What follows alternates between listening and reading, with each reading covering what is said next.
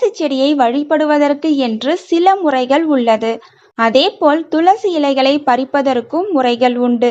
குறிப்பிட்ட 5 நாட்களில் துளசி இலைகளை கண்டிப்பாக பறிக்கக்கூடாது. அப்படி பறிப்பதால் துரதிர்ஷ்டம் வந்து சேர்வதுடன் மகாலட்சுமியின் கோபத்திற்கும் ஆளாக வேண்டியிருக்கும். எந்தெந்த நாட்களில் துளசி இலைகளை பறிக்கக்கூடாது, அதற்கு என்ன காரணம் என்பதை தெரிந்து கொள்ளலாம். துளசி இலைகளை பறிக்கக்கூடாத 5 நாட்கள். 1. ஞாயிற்றுக்கிழமை. ஞாயிற்றுக்கிழமைகளில் துளசி இலைகளை பறிப்பது மிகவும் தவறானது. சூரிய பகவானுக்குரிய ஞாயிற்றுக்கிழமையில் துளசி இலைகளை பறிப்பதால் எதிர்மறை விளைவுகளும் துரதிர்ஷ்டமும் ஏற்படும். கெடுதல்கள் நடப்பதுடன் துன்பங்களும் வந்து சேரும் என சொல்லப்படுகிறது.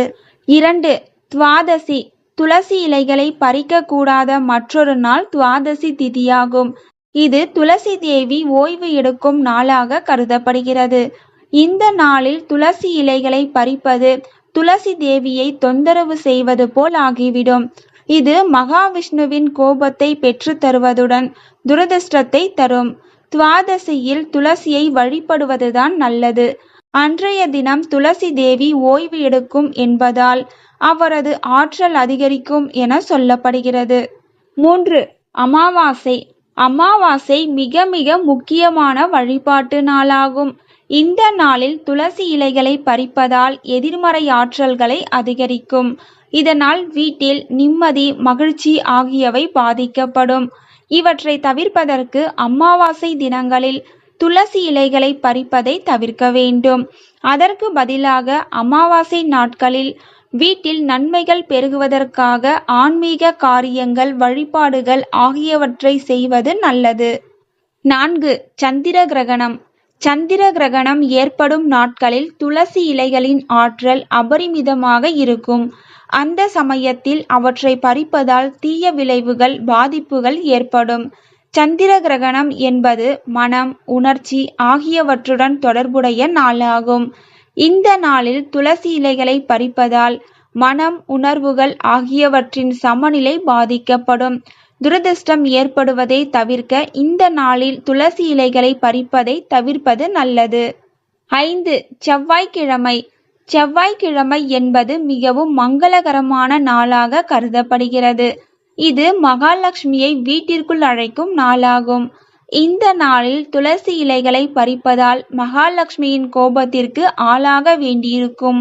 இதனால் குடும்பத்தில் சண்டை, சச்சரவுகள், துரதிர்ஷ்டம் ஆகியவை ஏற்படும்.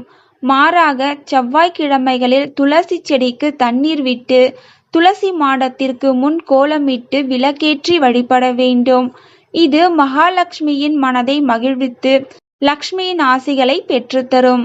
துளசி இலைகளை பறிக்க ஏற்ற நாட்கள். துளசி இலைகளை பறிப்பதற்கு என்று சில நாட்களும் ஒதுக்கப்பட்டுள்ளது.